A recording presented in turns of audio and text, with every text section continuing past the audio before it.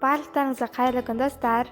Бүгін мен сіздермен өте нәзік және жұмсақ болып шығатын кекстің рецептісімен бөлісетін боламын. Бұл рецепт арқылы капкейктерді де пісірсеңіздер болады. Сол үшін видеоны соңына дейін көріңіздер. Ең алдымен таза ыдысымызға жұмыртқамызды жарып аламыз. Жұмыртқа бөлме температурасында болуы қажет.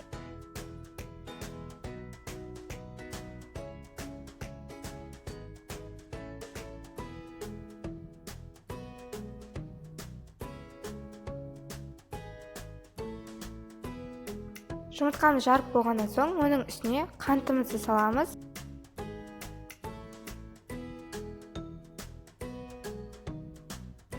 Енді оны аппақ болып көпіргенге шейін жақсылап миксерлейміз. Міне осындай ол аппақ болып көпіру қажет. Мен шамамен 3-4 минут миксерледім.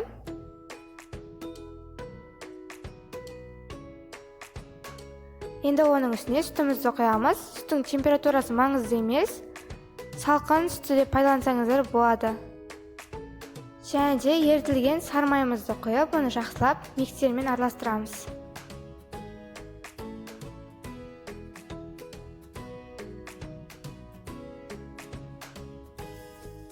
Көп араластырып қажет емес, шамамен 1-2 минут араластырсаңыздар да жетеді.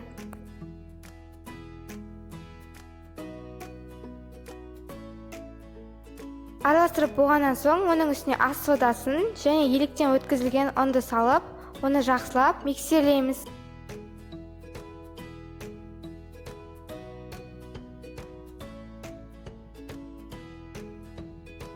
Міне оның бәрін салып, оны жақсылап миксерледім. Енді тестімізді формаларға құйып шығамыз.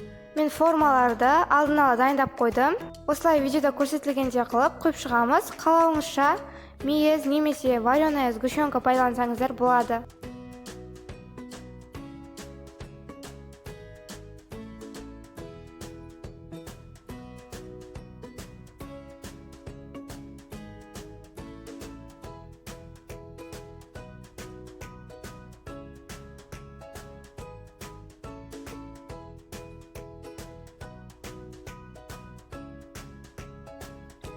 Енді кекстерімізді 180 градуста қызып тұрған пеште 30-20 минуттай пісіріп аламыз. Міне біздің кекстеріміз пісті, осылай қызарғанға шейін пісіріп аламыз. Енді кекстерімізді формасынан босатып, таза ыдысқа салып аламыз.